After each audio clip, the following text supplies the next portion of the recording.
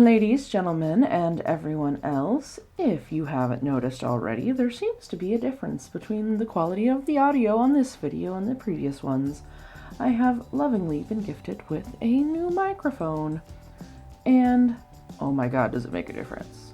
So, short video this week, we are going to be looking at an illustration that I created for a coworker of her lovely daughter's puppy dog.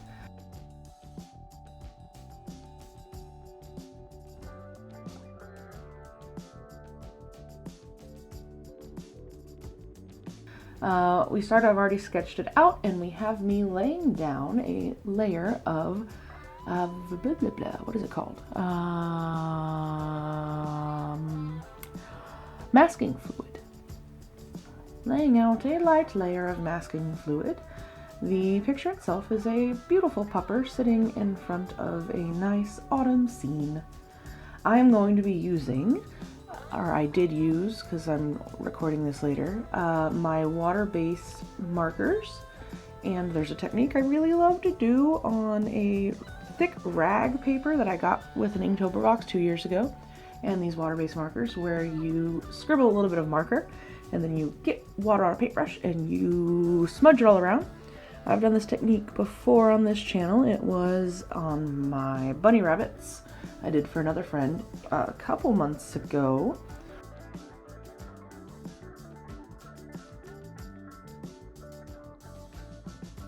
But it's kind of really fun, and you get a really neat loose watercolory effect. Whenever I do my actual watercolors, they come out very, very, very illustrative because that's what I enjoy doing. Whereas with this, since I have less exact control over like patches of color, it comes out blotchier, but like it looks cool.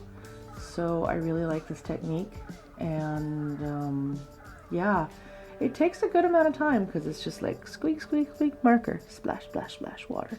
And if there's too much time in between, you have the marker streaks, and you don't want to have that because you want it to be watercolory. And you could do this with like any old water-based markers, probably even Crayolas. My suggestion though is to have a better paper because it will destroy the paper and it will pill up like really bad, which is why I really like having these super nice rag paper because it's got more, I think it's got longer fibers in it, so that way they don't pull up quite as easy.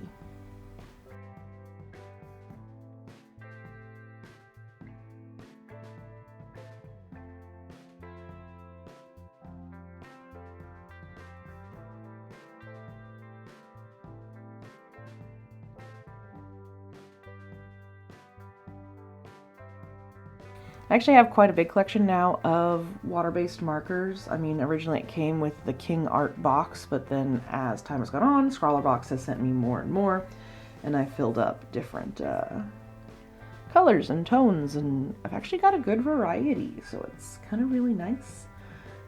Also, you don't use a ton of ink because you're spreading it out a whole lot.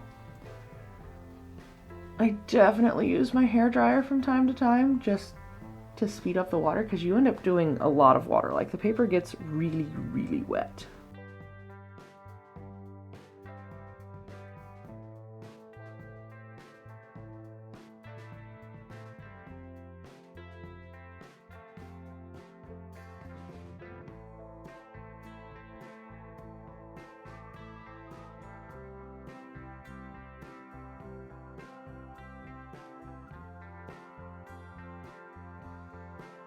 One thing I particularly enjoyed about this piece and the markers I have is I have several different blacks and grays, and if you didn't know this, in most inks, blacks and grays have a different base mixture. Some will be a little more blue, you'll have warmer ones, and because I used a bunch of different ones, because one, it's a black dog, and two, they're on gray concrete, you got a really cool watery mix of warm and cool tones, and it just came out looking really, really neat. Like really neat. I liked it. I liked it a lot.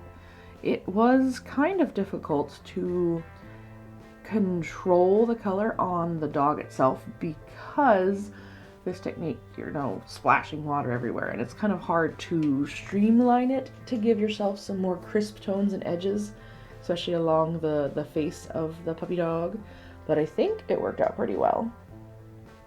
And of course the leaves and all of that behind of the nice warm yellows and other tones, I think stands out well, because you've got this nice contrast between the warm orangey yellows and the cool grays, and it's like a half and half, and I like it. I think it's pretty cool, and it's definitely fun when I get to the bottom and I start removing all of the masking fluid, because that took quite a while, because I ended up doing a lot of masking fluid on this piece, and then putting in all of the variants of all of the other colors for the leaves that were spread everywhere. And it brought the warm tones from above down and added in a couple other cool tones, and I think it added a nice overall balance of colors and tones and prettiness.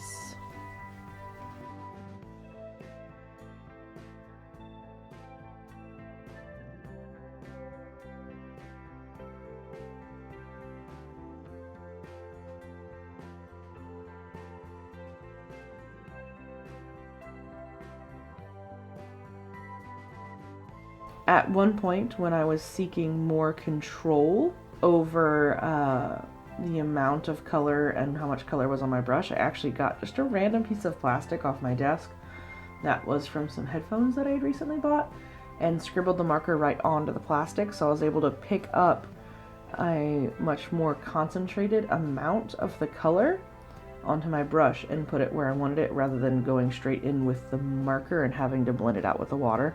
And that really does help, especially in these small, detailed sort of areas. Around the eyes and the nose, and like I said, when you wanted like more concentrated, intense colors. So that was incredibly helpful.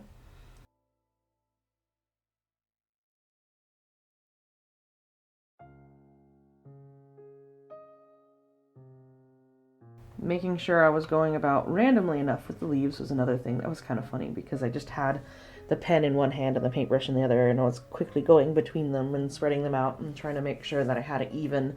Here's an orange, here's a yellow, here's a brown, just to make sure it was scattered and random enough, because I was a little worried that there would just be a section of this and a little bit of that. The final step I did with the picture is I got just some other random highly saturated tones, like a blue and a purple, a green, a yellow, and I just kind of splashed those colors around the entire piece here and there. And I do this with a lot of my art recently, and I think it just adds a lot more life to the picture. I know it's silly to add random colors that don't actually exist to make it look more lifelike, but it brings some fun and some whimsy, and I'm a colorful person. And this picture was looking very gray and orange, so throwing in random pinks and blues and browns, I think, makes it fun and colorful and appropriate. I mean, it's not inappropriate otherwise. Anyway, that's what I did. I enjoyed it. It was pretty. It was fun. I hope you really liked this piece. I really liked making it. It took probably about 2.5 to 3 hours in total.